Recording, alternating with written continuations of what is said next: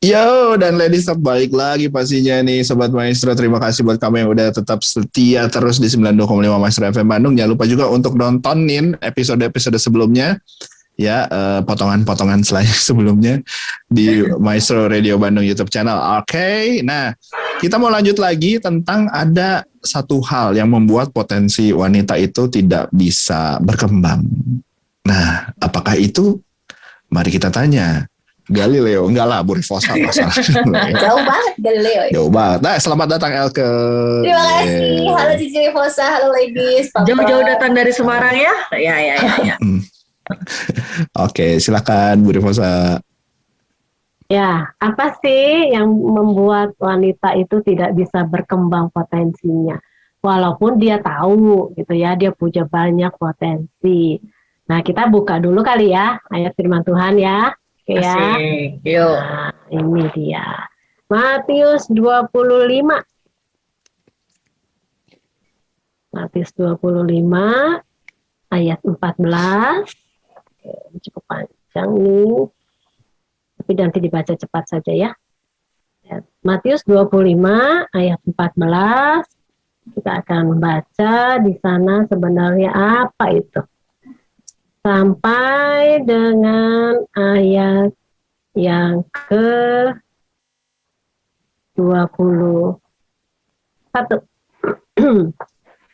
Ya, boleh yang sudah dapat? Ya. Matius 25. Wow. Semuanya nih.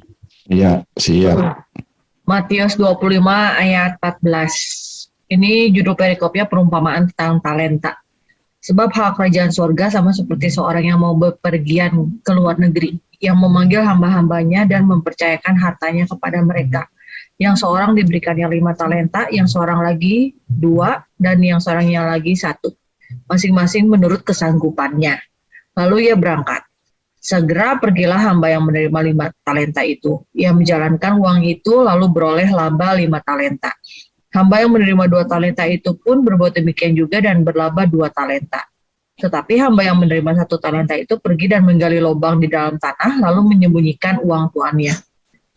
Lama sesudah itu pulanglah tuan hamba-hamba itu lalu mengadakan perhitungan dengan mereka. Hamba yang menerima 5 talenta itu datang dan ia membawa 5 talentanya.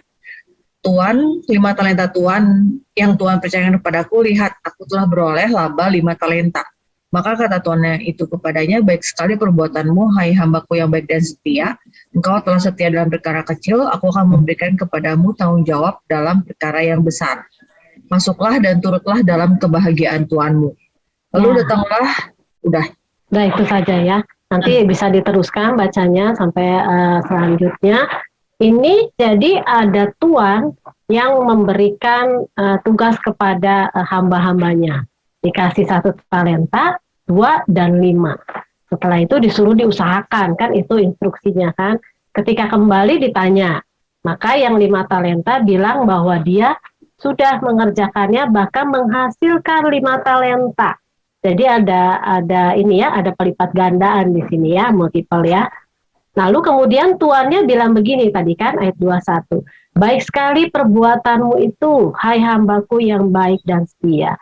Engkau telah setia dalam perkara kecil, aku akan memberikan kepadamu tanggung jawab dalam perkara yang besar. Nah, yang punya 2 talenta, kalau kita baca seterusnya juga sama. Ya, dia menghasilkan 2 talenta, jadi 4. Dan tuannya pun mengatakan hal yang sama. Ya, seperti yang tadi yang untuk yang 5 talenta. Lalu kemudian datanglah yang 1.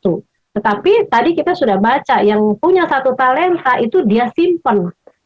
Cuman 1 mungkin ya, memang nggak ada keterangan yang lain, tetapi keterangan yang tadi kita baca adalah talentanya disimpan, ya bukan digunakan untuk menjadi bermultiplikasi, tetapi hanya dia simpan. Dan akibatnya apa? Akibatnya di sini dikatakan di ayat yang ke-30, ya bahkan di situ dikatakan akhirnya adalah dan campakkanlah hamba yang tidak berguna itu ke dalam kegelapan yang paling gelap. Dia dikatakan hambanya karena tidak mau melakukan, di ayat 26 dibilang gini, hai kamu hamba yang jahat dan malas. Nah, Ya, dikasih 1 talenta, sama dia nggak diambil loh, dia cuma dimasukin aja ke dalam lubang, tapi dia tidak mengembalikan multiplikasinya. Dan dikatakan kamu hamba yang jahat dan malas. Nah, dan di sini kita lihat sebenarnya bicara soal apa sih? Ini sebenarnya bicara soal tanggung jawab. Kembali tadi, ya, jadi ladies, kita kan tahu bahwa kita itu diciptakan oleh Tuhan. Dan kita tahu kalau Tuhan ciptakan kita tuh nggak main-main, lepas dari bentuk badan kita gitu ya, lepas dari status kita dan yang lainnya. Jadi Tuhan itu pasti kasih buat kita masing-masing talenta. Untuk apa? Sebenarnya bukan untuk diri kita sendiri.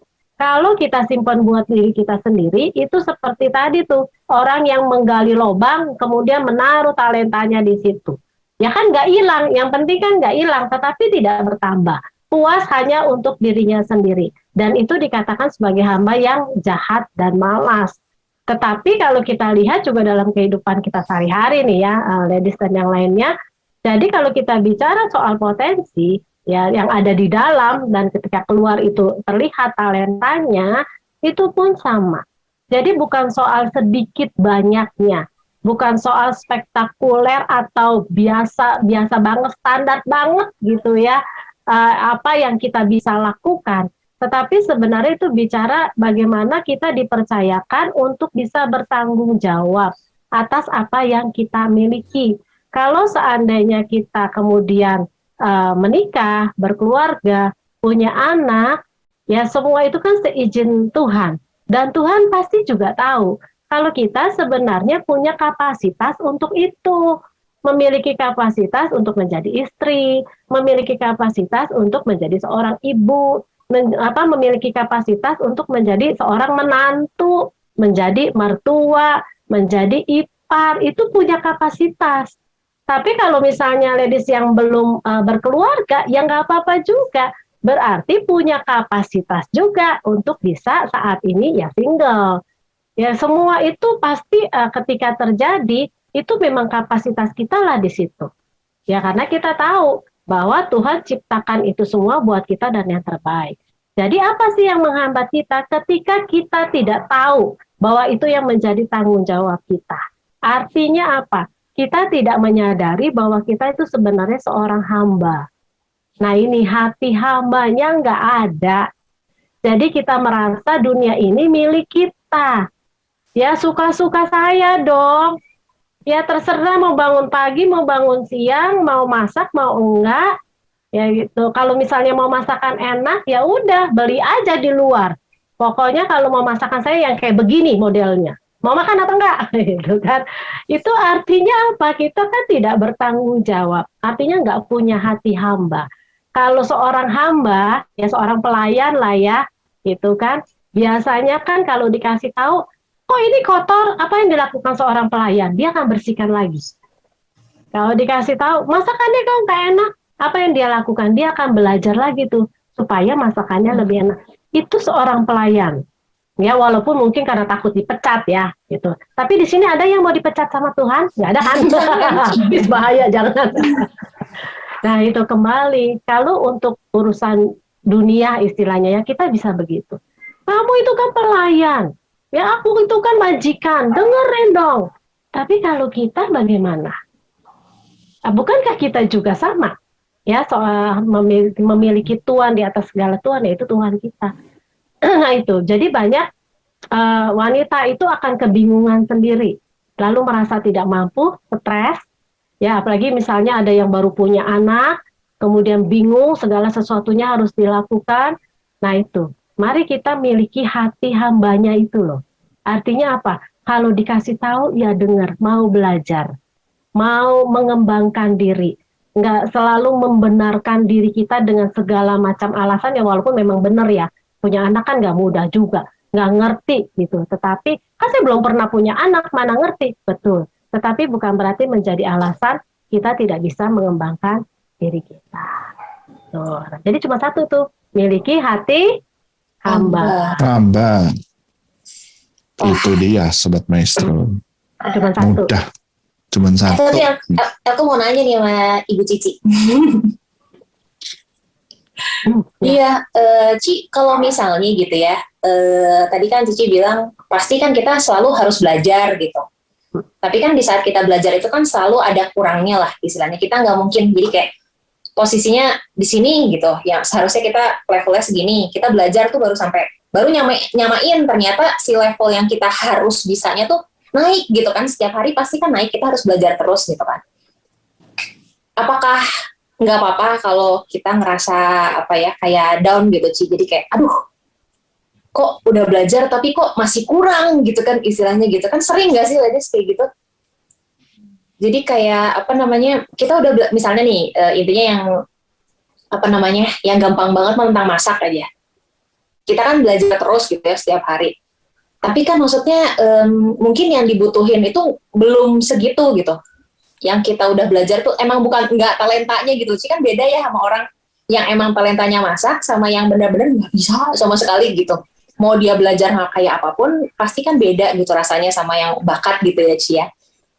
Apakah nggak apa-apa kalau kita ngerasa kayaknya harus gimana gitu? Kok rasanya kok kurang terus deh kayaknya ini gitu. Ya, itu udah apa-apa. Jawaban Harus saya gimana Ci? bukan masalah tidak apa-apa atau apa-apa gitu. Tetapi ketika memang kita sudah berusaha, kan kembali ya setiap orang kan berbeda-beda gitu. Kalau misalnya sudah berusaha, ternyata memang nggak terlalu pandai masaknya gitu. Jadi maksudnya lidahnya juga nggak terlalu peka gitu ya. Untuk masak juga pokoknya bingung lah suhunya dan sebagainya gitu ya. Jadi kalau sudah berusaha, ya tidak apa-apa. Dalam arti tidak apa-apa, masaknya mungkin tidak terlalu banyak macam seperti yang lain. Tetapi akan menjadi apa-apa kalau diam saja. Lalu itu menjadikan satu senjata pembenaran diri. Memang nggak bisa masak. Kok makannya ini lagi menunya gitu. Ya kan memang nggak bisa masak. Masak yang lain, misalnya masak yang agak susah apa, misalnya soto misalnya yang begitu banyak racikannya ya, misalnya atau yang lainnya atau opor gitu kan. Masak lalu kita masak gitu. Tapi kok begini rasanya, ya kalau mau makan ya itulah gitu. Kalau nggak beli aja di luar. Lalu dan kemudian agak sedikit menggerutu. Udah bagus dimasakin. Tapi dikira gampang, apalagi nggak bisa masak. Nah, lupa tuh hati hambanya kan nggak ada. Jadi kalau memang tidak bisa masak dengan bumbu-bumbu yang demikian, sudah berusaha, tapi mungkin waktunya terbatas, ya nggak apa-apa. Tetapi tadi jangan diam saja. Pikirkan hal yang lain, kreativitaskan hal yang lain. Mungkin mengatur menunya, atau mungkin khusus untuk masakan itu oke, kita beli, tetapi di tempat yang harganya itu sama, lebih menjangkau. Itu kan sebenarnya kreativitas. Kan sebenarnya yang diinginkan apa? Bisa masak menu yang, bisa makan menu yang lain. Iya. Jadi apa-apa dan tidak apa-apanya di situ ya. Hatinya ya. Sebetulnya jadi ini ya sebenarnya ya ladies. Jadi kayak gini nggak sih, suka kepikiran kayak apa ya? Ya kalau misalnya tadi dari contoh-contoh tadi ya, di obrolan tadi, kelihatannya kayak ada ini nggak sih? Akhirnya kita akan takut dengan standar orang lain dan standar yang kadang-kadang kita buat sendiri gitu ya. Itu, iya nggak sih? Makanya tapi jadi bingung gitu ya. Nah itu, padahal sih nggak semua orang punya standar yang selalu tinggi loh. Kayak misalnya tadi soal masak, atau misalnya soal beresin rumah, atau soal apapun itu kan memang nggak semua orang jago loh gitu kan. Bisa aja rumahnya masih debuan lah atau apalah gitu. Tapi at least seenggaknya ya belajar gitu sih. Karena kalau aku nih ya, kalau aku sih lebih cenderung lebih kayak ini. Ini juga ya aku terapin ke istri sama anak-anakku juga sih. Jadi kayak ya udah nggak apa-apa, kamu nggak harus terlalu advance dalam bidang sesuatu gitu. Tapi kayak tadi soal masak, istriku kan nggak terlalu jago masak, tapi ada beberapa menu memang dia jago gitu. Tapi memang kalau aku sih selalu bilang ya biarin aja, nggak apa-apa, kamu nggak harus jago segalanya. Ya kamu berlatih gitu kan, ya practice, not always to have to be perfect kan. Iya kan, karena better ya practice ya, minimal lu ada progress gitu. itu kan. Jadi nggak perlu apa ya, nggak perlu perfeksi intinya mah. Benar-benar. Gitu, Malah mungkin yang jadi praktis. sebelah kita juga nggak apa-apa gitu ya sebenarnya. Tapi kita tuh jadi Sebetulnya. kebawa pikiran gitu kan. Karena lu orang lain yang nilai, ya nggak sih? Iya, benar-benar. Bukan dari pasangan sendiri gitu kan. Jadi kayak, lu Iya, belum bisa gitu kan. Ah, iya gue harusnya bisa ya gitu loh. iya, Jadi, iya. Kan Billy kan nggak gitu kan? Gitu doang, gitu nggak gitu kan? iya, jadi kayak dia lebih, lu nggak bisa. Ya udah gue di sini yang masak kan gitu kan Iya, santai iya, gitu. betul. Relax aja ya, relax. Relax. Iya benar, jadi kita ngikutin standar orang lain jadinya. Benar. Begitu liat IG gitu kan, wah, Iya sih, iya jadi nggak sih. membandingkan juga gitu ya. Jadi berbeda mah nggak apa-apa kan intinya dengan orang lain. Yang penting berdampak di keluarga sendiri dulu, ya nggak sih? Cirifose ya? Betul. Nah, sekarang kalau bicara dampak, sebenarnya dampak yang kita harapkan tuh apa sih? Pasti kan biasanya membantu tadi ya, menolong. Wah, itu kalau namanya berdampak. Lalu kemudian tadi ada beberapa pertanyaan, nggak ada yang nggak bisa jawab karena bingung, berdampak nggak ya? Tetapi sebenarnya ini nggak usah bingung gitu ya. Sebagai tadi ya, kita memang kita diciptakan oleh Tuhan sebagai penolong perempuan. Ingat nih, ini dasarnya. Kita adalah penolong yang sepadan ya bagi siapa yang ada di sekitarnya kita. Jadi kalau kita sudah menyadari, dan pasti kalau kita menjadi seorang penolong yang sepadan, Tuhan itu kan nggak mungkin tidak memberikan kita potensi, tidak mungkin tidak memberikannya. Tetapi bagaimana sekarang cara kita untuk mempertanggungjawabkan semuanya, yaitu tadi pertama memiliki hati hamba. Tetapi kita juga harus tahu nih, sebenarnya dampaknya itu seperti apa sih? Apakah jadi makan enak terus setiap hari gitu? Apakah rumahnya jadi kayak galeri gitu kan? Kayak galeri kan, waduh bagus, penuh macam-macam di dinding gitu ya. Apakah betul tanaman di mana-mana gitu kan? Apakah harus seperti itu? Sebenarnya kembali itu tuh jenisnya saja. Jenis pekerjaannya, jenis daripada potensi-potensi yang kita lakukan. Tapi kalau yang namanya berdampak, itu sebenarnya apapun bentuknya yang kita lihat adalah, nah ini ya, kalau pakai musik jadi apa sih sebenarnya ujung-ujung dari dampak? Yaitu membuat orang-orang di sekeliling kita itu tambah dekat sama Tuhan. Itu sebenarnya berdampak. Jadi talentanya bukan hanya untuk diri kita sendiri. Kita bisa bagikan buat orang lain dan orang itu benar-benar bersyukur sekali karena ada kita di dekat dia. Jangan sampai bersyukur ketika kita tidak ada. Karena itu yang disebut pengaruh. Jadi hubungan potensi setiap perempuan atau wanita itu ujung-ujungnya apa? Berdampak. Tapi maksudnya berdampak itu apa? Membuat orang yang di sekeliling kita itu jadi tambah dekat sama Tuhan. Jadi merasakan kayak gini ya. Kalau mama, kalau istri itu benar-benar dekat sama Tuhan, hasilnya kayak begini nih, adem. Oleh karena itu ladies, jangan lupa dekatkan diri selalu kepada Tuhan. Ya, memiliki hubungan yang intim sama Tuhan. Itu membuat kita jadi mengerti bahwa ternyata ada Tuhan yang menolong kita ketika kita lagi buntu dengan status tertentu. Ya, gimana caranya? Ya, dekat sama Tuhan, maka orang di sekeliling kita akan mendapatkan berkat dan dia support banget kita, yang nggak pernah muji, akhirnya makasih ya Mam ya, masakannya oke loh. Nah, itu pasti luar biasa. Wih, aku nemuin judul nih sebenarnya, bagus nih. Apa tuh? Tuhan itu merubah buntu menjadi apa tadi? Seru. Apa lupa malah. Iya benar ya. Berarti memang perlu ya tadi kedekatan sama Tuhan juga ya sebetulnya ya. Terutama tadi untuk yang tadi jadi memposisikan diri atau punya hati yang ya tadi yang sebagai hamba tadi ya sebetulnya, karena memang nggak mudah juga loh gitu kan. Ya kalau aku lihat ya kayak jadi ladies pasti susah juga loh gitu dengan segala potensi yang ada. Maksud gua kayak itu jadi kayak itu kan tertekan dalam artian gini, kayak sebetulnya lu jago, lu tuh bisa gitu, tapi nggak mau, malu orang itu tuh gini ngeliat Iya, orang lain yang karena pada akhirnya standar di luar. iya, yang padahal kalau sebelahnya kan kalau kayak gue gitu kayak enggak sih, udah bagus kok. Bener. Bukan karena nggak enakan ya memang ada sisi nggak enakan sih, tapi kayak Enggak, tapi ya udahlah gitu ya kan.